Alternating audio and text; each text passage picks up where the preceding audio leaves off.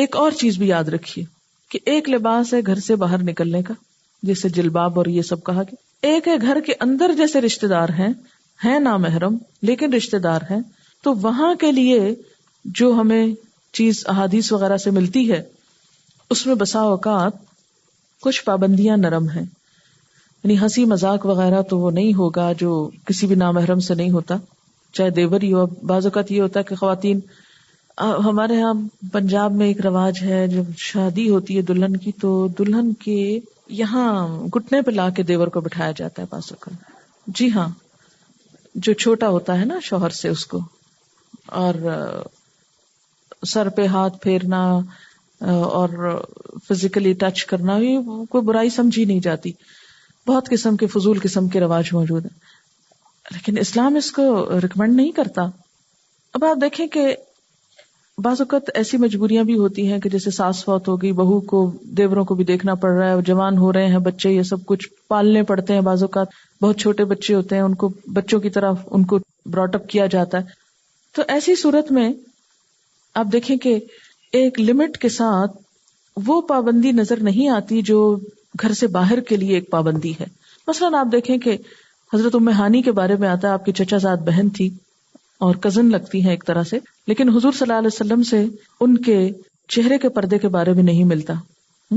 اس سے کیا پتہ چلتا ہے کہ جیسے گھر کے اندر ہیں اور عمر رسیدہ ہیں، یعنی ایک تو نا ینگ گرلز، ان کا اور طرح کا ہوگا، لیکن جو بڑی عمر کی خواتین ہیں ان کا اور ہوگا، تو اس میں کہ حیا کے دائرے میں رہتے ہوئے اگر یعنی کہ رشتہ داروں کے اندر بالکل ہی کاٹ کے نہ رکھ دیا جائے، بالکل ہی ایک دوسرے سے میل ملاپ نہ چھوڑ دیا جائے، لیکن یاد رکھیے کہ نامحرم بہرحال چاہے کزنز ہی ہوں، میک اپ اور جیولری اور خوبصورت لباس اور اس کے ساتھ نہیں، گھر کے اندر ایک معمولی چادر کے ساتھ، جیسے جو سی تھرو نہ ہو، جو سب کچھ ظاہر نہ کرتی ہو، تو اس میں جیسے کھانا رکھ دیا، رشتہ دار کوئی آیا ہے یا سرو کر دیا یا اٹھا دیا ہے، تو اس میں ایک حد تک گنجائش نکلتی ہے۔ پھر اسی طرح حضرت اسماء جو تھی وہ حضور صلی اللہ علیہ وسلم کی سالی تھی، حضرت عائشہ کی بہن تھی، تو ان کے بارے میں بھی آتا ہے کہ وہ حضور صلی اللہ علیہ وسلم کے سامنے چہرہ اور ہاتھ جو تھے وہ کھلے ہوتے تھے آخر وقت تک۔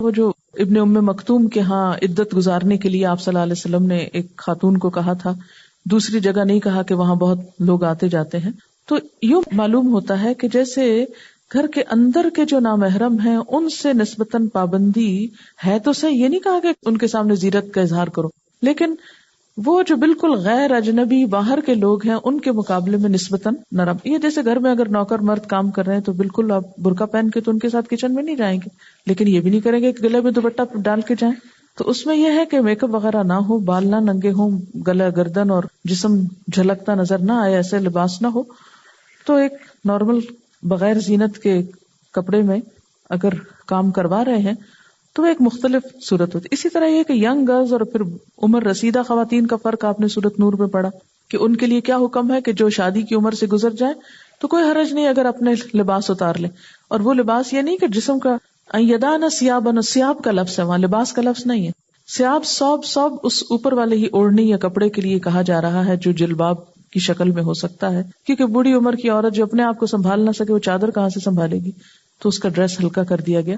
اسی طرح کسی نے کہا کہ لوگ کہتے ہیں کہ جلباب اگر اوپر سے ڈالنے والی چادر ہے تو آنکھیں بھی بند کرنی چاہیے، کیونکہ لوگ آنکھوں پر باریک کپڑا اور ہاتھوں میں گلو پہنتے ہیں اور موزے پہنتے ہیں، تو اس کا صحیح مطلب سمجھا دیں۔ اس میں نے آپ کو ابو عبیدہ کی روایت جو ہے اور ابن عباس کی تفسیر جو ہے ان سے جب یہ پوچھا گیا تو انہوں نے چادر اٹھائی اور اس طرح اوڑھ کے دکھائی کہ آنکھیں کھلی تھی، کیونکہ بہرحال راستہ دیکھنا ہے، پڑھنا ہے، اگر ایک حدود کے اندر یہ سب ہے تو آپ کے لیے کہیں جا کر پڑھنا، سیکھنا، لکھنا، لکھانا کوئی بھی چیز پر مشکل نہیں ہوتی، آپ کہیں بھی موو کر سکتے ہیں اپنی لمٹس کے ساتھ۔ جی ہاں بالکل، مشکلوں میں ڈالنا مقصد نہیں، مشکلوں سے بچانا مقصد ہے۔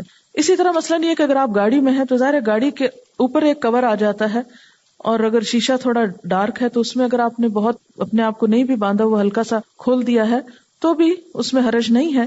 اگر ہاں یہ خطرہ ہو، اور خاص طور پہ جب اشاروں کے پاس آپ جا کے رکیں، گاڑی روکیں، پھر آپ دیکھیں کہ لوگ کس طرح، لوگوں کا اور شغل ہی کون نہیں سوائے اس کے کہ آپ کی گاڑی میں جھانکیں اور ایک اوپر سے نیچے تک آپ کے سراپے کو گھوریں، تو ایسی جگہوں پر خاص طور پر پھر احتیاط کی ضرورت ہے۔ اسی طرح بازار میں، اور یاد رکھیے کہ سارے معاملے میں کہاں کیا کرنا ہے، سب سے بڑا انڈیکیٹر عورت کے اپنے اندر لگا ہوا ہے۔ دوسروں کی نظروں کو پہچان اللہ نے ایسی دی ہے کہ انسان ان کو اگنور نہیں کر سکتا.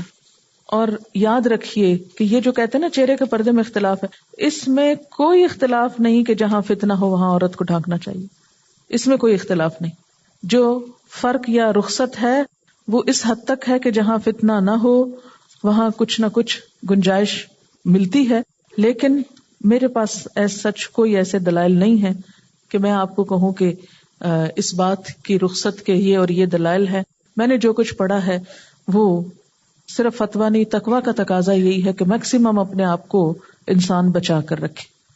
نبی صلی اللہ علیہ وسلم نے فرمایا ما ترکت بعدی فتنةً اضر علی الرجال من النساء. صحیح بخاری کی روایت ہے، میرے بعد تمام فتنوں سے زیادہ نقصان دہ فتنہ مردوں کے لیے عورتوں کا فتنہ ہے. آپ سب اسی معاشرے کے رہنے والے، آپ نے کبھی دیکھا نہیں کہ بازار میں کئی دفعہ گزرتے بھی غور کیا نا کہ بعض عورتیں محض ہنس ہنس کے دکانداروں سے بات کرتی کہ سودا سستا کر دے. اس قدر تکلیف ہوتی ہے اس وقت مجھے کہ اپنی مسکراہٹ بیچ کے، اپنی عزت بیچ کے اس چیز سستی لے رہی ہیں. اس چیز کی کیا اہمیت ہے کہ جس میں 1-2 روپے کم ہو جائیں گے. بعض اوقات عجیب و غریب قسم کے نظارے نظر آتے ہیں. اور پھر کیا ہم اپنے بھائیوں کے لیے، اپنے شوہروں کے لیے چاہیں گے کہ ان سے دوسری عورتیں آ کے اس طرح کے ہنسی مذاق کریں؟ ہرگز نہیں. کوئی عورت یہ پسند نہیں کرتی. تو پھر ایسی ہوچھی حرکتیں، اور خاص طور پر حجاب پہن کر ایسی حرکتیں کرنا کس قدر تکلیف دہ چیز ہے. ایک اور حدیث ہے ترمذی کی، ان المرأة عورة فإذا خرجت استشرفها الشیطان وأقرب ما تكون برحمة ربها وهي في قعر بيتها. عورت سطر ہے. ان المرأة عورة، عورت کا معنی پیچھے پڑھا تھا نا، خطرے کی چیز اور خلل والی. جب وہ باہر نکلتی ہے تو شیطان اسے تاکتا ہے، یعنی شیطان پیچھے لگ جاتا ہے تاکہ اسے اپنا آلہ کار بنائے. اور اللہ کی رحمت سے قریب تر وہ اس وقت ہوتی ہے جب وہ اپنے گھر کے کسی گوشے میں ہوتی ہے، یعنی جہاں وہ محفوظ ہوتی ہے. پھر آپ دیکھیں کہ وہ کہتے ہیں نا، وہ ایک شخص نے نکاح کا پیغام کہیں بھیجا تو آپ صلی اللہ علیہ وسلم نے اس سے پوچھا کہ کیا تم نے اس کو دیکھا ہے؟ اس نے کہا میں نے دیکھا نہیں. آپ نے کہا جاؤ اسے دیکھو. وہ پہنچے اور انہوں نے کہا کہ میں دیکھنا چاہتا ہوں. انہوں نے کہا کہ نہیں، کیا اللہ کے رسول صلی اللہ علیہ وسلم نے کہا ہے؟ اگر انہوں نے کہا ہے تو میں دیکھنے دوں گی، ورنہ اگر وہاں سے رخصت نہیں تو میں دیکھنے نہیں دے سکتی. یہ تھا عورتوں کا ایمان. اگر وہ بازار گھوم پھر رہی ہوتی تو دیکھ لیتے کہیں بھی. میں اس بات پہ بہت سوچتی ہوں کہ کوئی بھی شخص، کوئی بھی عورت جب نماز پڑھتی ہے، روزہ رکھتی ہے، ذکر کرتی ہے، دنیا بھر کے کام کرتی ہے، تو یعنی نیکی کے جیسے اس کو کوئی کچھ نہیں کہتا. آخر کیا وجہ ہے کہ اگر کوئی عورت سر ڈھانپتی ہے یا زینت چھپاتی ہے تو سب حرکت میں آ جاتے ہیں؟ ایسا کیوں ہوتا ہے؟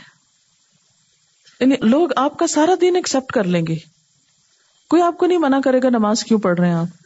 لیکن جو ہی آپ خود کو ڈھانپنے لگے، آپ خود بھی پریشان ہیں اور دوسرے بھی پریشان ہیں اور سبھی پریشان ہیں کہ یہ ہو کیا رہا ہے.